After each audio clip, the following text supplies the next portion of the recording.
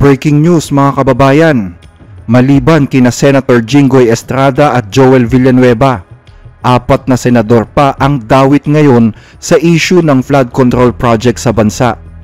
Sa pagpapatuloy ng investigasyon sa maanumalyang flood control projects, nadagdagan pa uli ang mga pangalang di umano ay sangkot sa malawakang nakawan sa pondo ng bayan.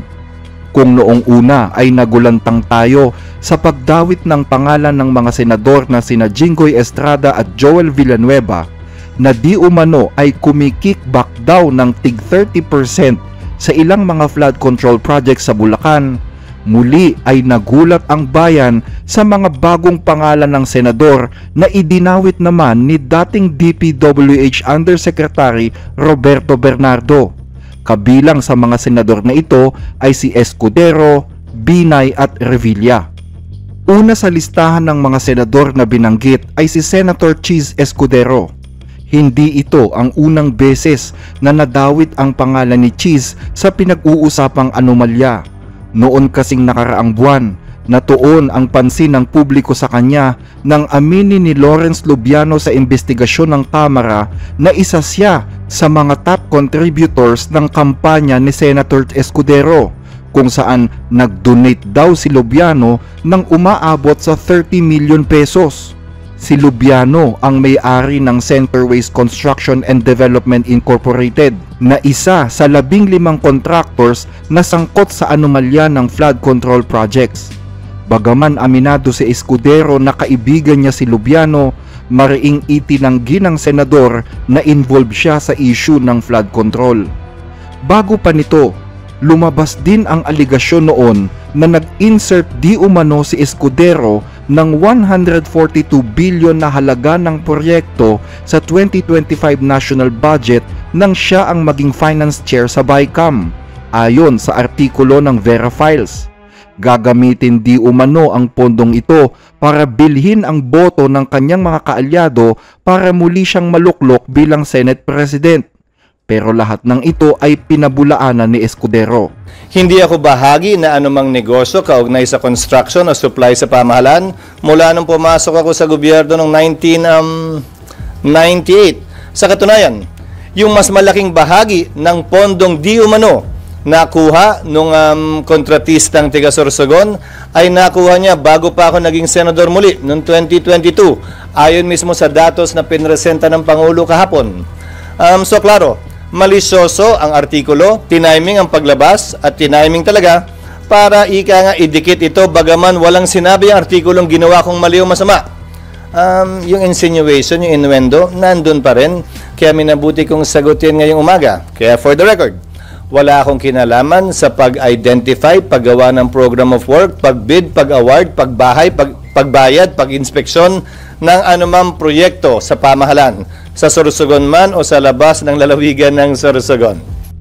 At ngayon, muli na namang nadawit ang pangalan ni Cheese Escudero nang ikanta siya ni Roberto Bernardo, kung saan sinabi ni Bernardo na nagbigay siya ng 20% na commitment daw kay Bernard Ngu na itinuturong bagman ni Senator Cheese. Isang proyekto na nagkakahalaga ng 800 million pesos ang naipasok daw sa GAA at 20% daw dito na nagkakahalaga ng 160 million ang para daw sa senador. In this affidavit, I shall mention my personal knowledge regarding Senator Cheese Escudero as follows. Maynard Ngu and I are close friends and we go years back. He is also a close friend and campaign contributor of Senator Cheese Escudero. Maynard Ngu asked me to submit a list of projects. I personally submitted a list of projects to Maynard Ngu, and some of the items therein pertaining to Valenzuela and Marinduque projects were subsequently included in the General Appropriations Act. A copy of the list of Valenzuela and Marinduque projects is here to attach to this affidavit as Annex A.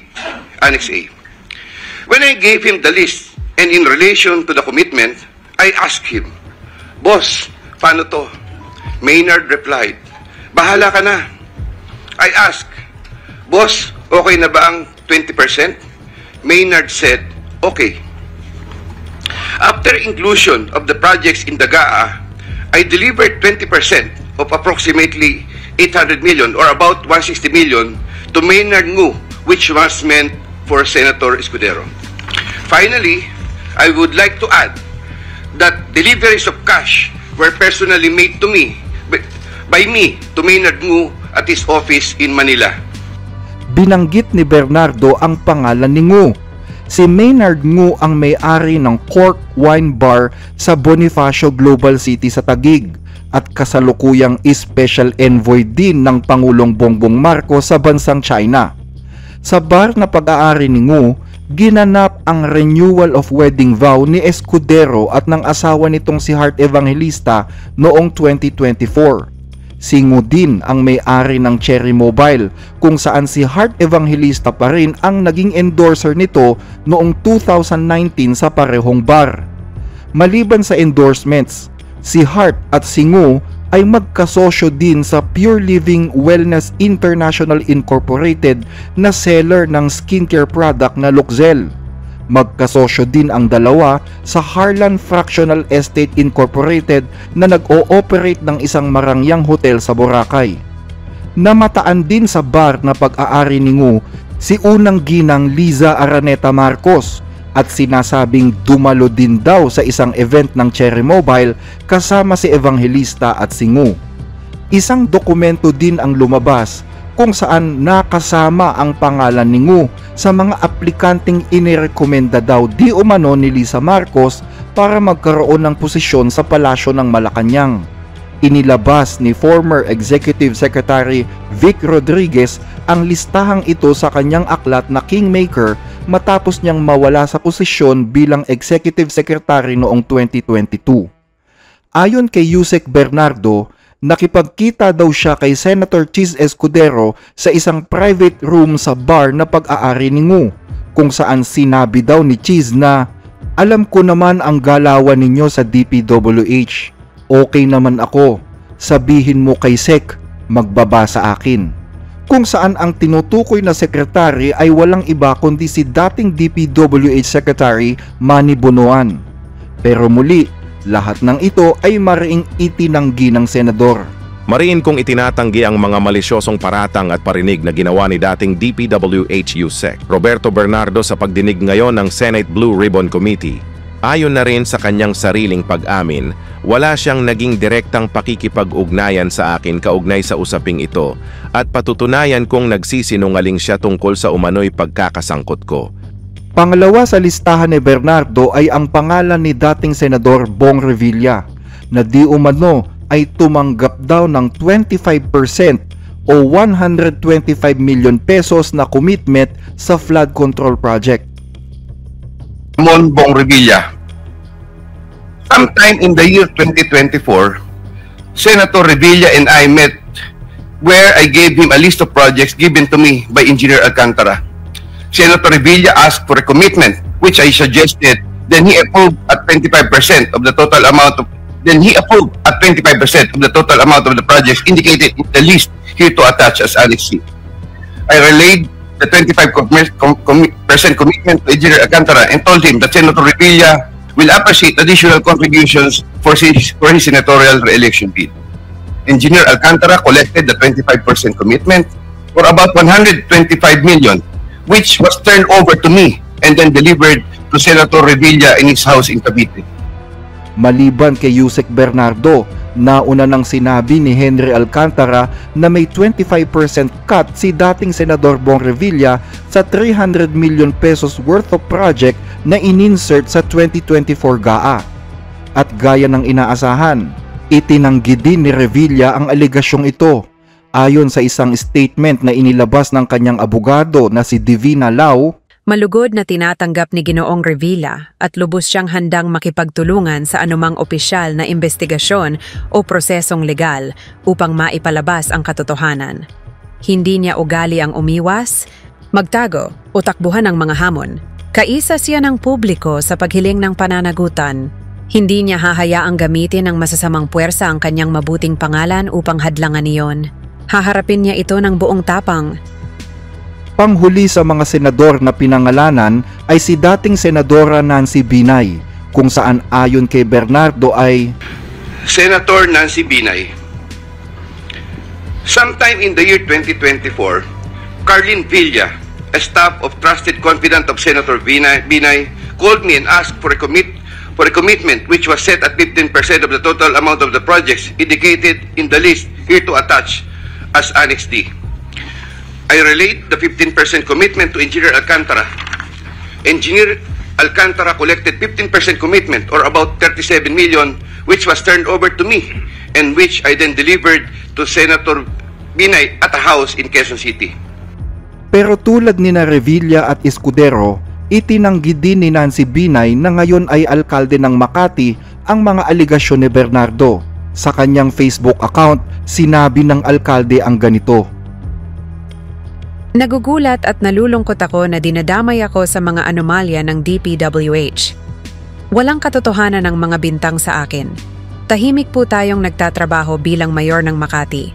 Nakakagulat na nagagamit tayo para ipanglihis sa mga tunay na kailangan panagutin sa isyu na ito. Madaling magbigay ng mga mali at mapanirang salaysay.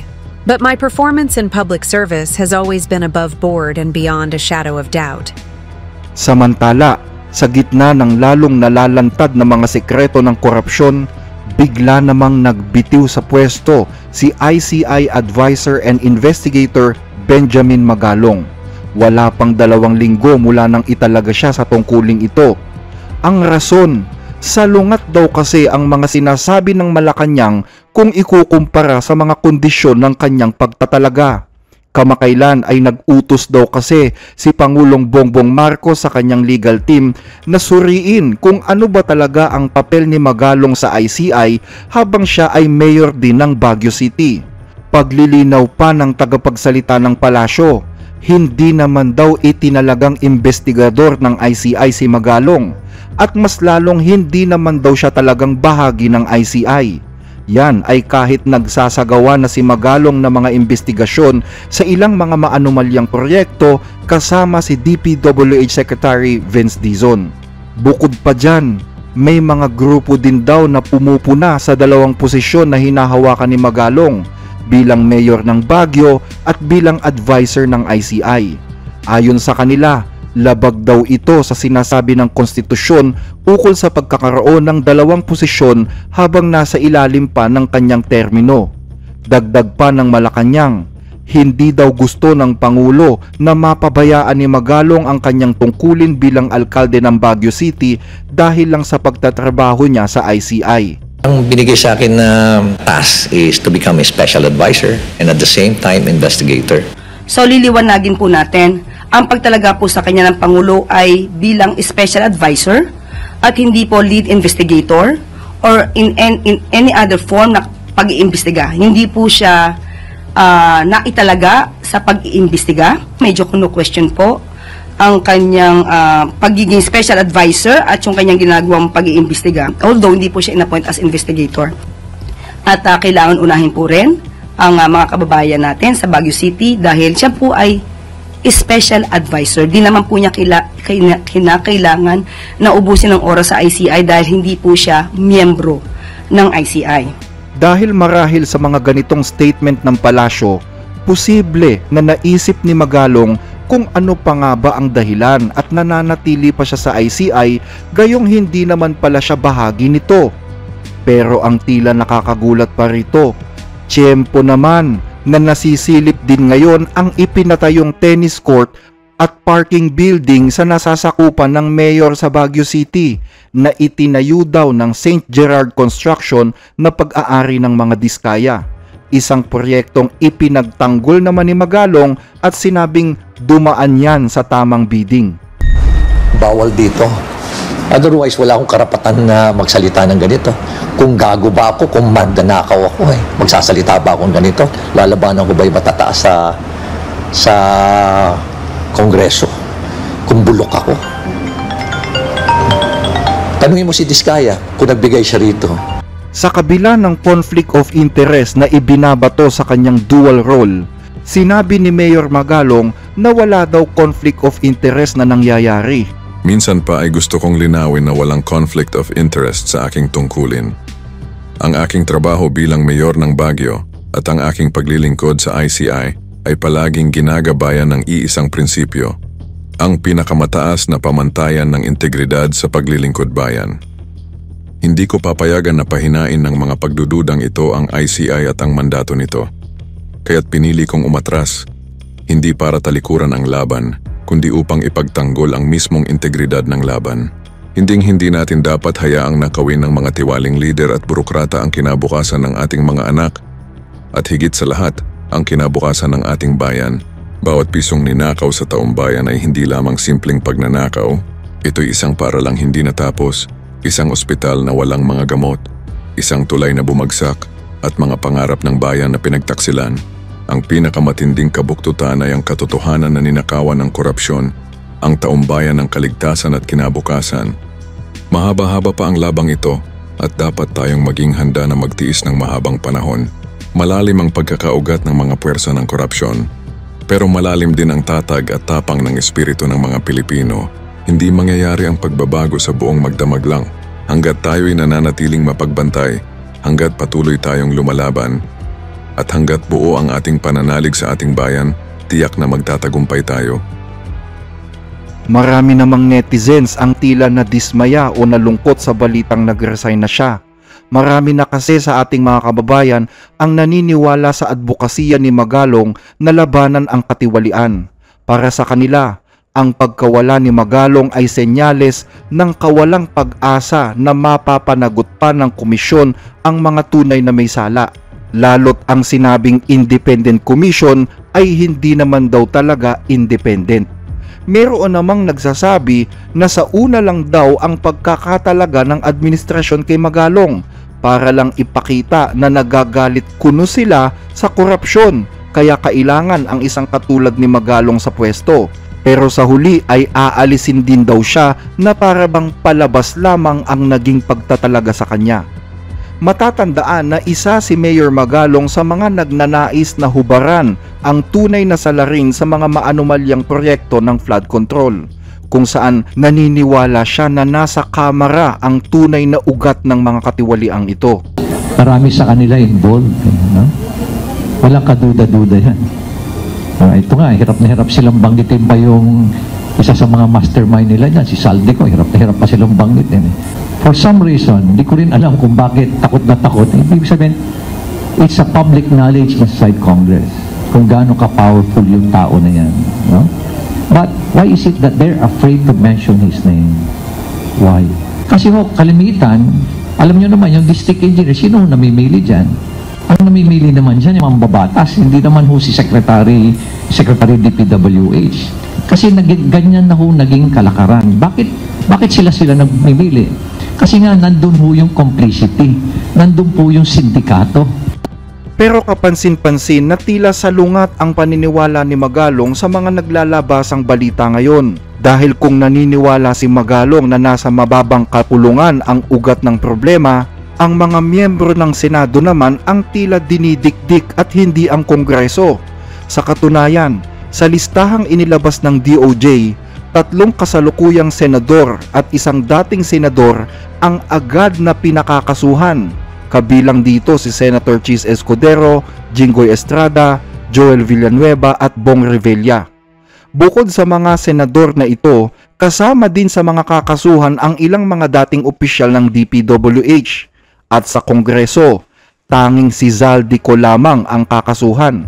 Ang listahan ng mga kakasuhan ay hango sa mga testimonyang binanggit ni Henry Alcantara, Bryce Hernandez, JP Mendoza at Roberto Bernardo sa investigasyon ng Blue Ribbon Committee.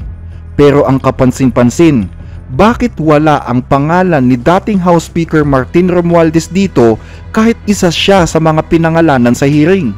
Kung mapapansin din, sa liham na ipinadala ni Zaldico kay House Speaker Bogie D, lumalabas na tila siya lamang sa buong kamara ang itinuturong responsable sa isyu ng katiwalian. Salungat na naman sa paniniwala ni Magalong na si Ko ay isa lamang sa mga utak. Pinabulaanan din niya ang alegasyon na mag-isa siyang gumawa ng budget insertion sa 2025 national budget. Hindi raw ito totoo dahil aprobado naman ng Senado at Kamara at may cameral report na sumunod umano sa proseso. Ayon kay DOJ Secretary Boying Remulla, questionable pa daw kasi ang naging testimonya ng isang Orly Gutesa na nagsalita sa hearing ng Blue Ribbon Committee kahapon, kung saan binanggit ni Gutesa ang pangalan ni Romualdez na tumatanggap din daw di umano ng limpak-limpak na salapi matapos mag-deliver ng pera sa bahay ni Zaldico. Tagabuhat lang ako ng malita ng basura. Ang ibig sabihin ng basura ay malita na may lamang pera. Bago ibaba ang nasabing basura, ito ay bawas na. Halimbawa, nag-akyat kami ng 46 na malita. Ibababa lamang namin ay 35 malita para i-deliver sa bahay ni House Speaker Martin Romualdez sa 42 McKinley Street, Taguig. Ang labing isang malita ay naiwan sa taas ng 56th floor sa Horizon Residence. Humigit kumulang 3 beses ako mismo ang nag-deliver ng basura sa bahay ni Congressman Zaldico, sa Horizon Residence at sa mga bahay ni Speaker Romualdez sa 42 McKinley Street, Taguig. Kung talagang credible siya, kasi marami rin naman mga tanong na pumapasok tungkol sa mga narration. Maraming mga tanong na pumapasok. Kaya we really have to talk to him. Si Gutesa ay dating security personnel ni Congressman Zaldico.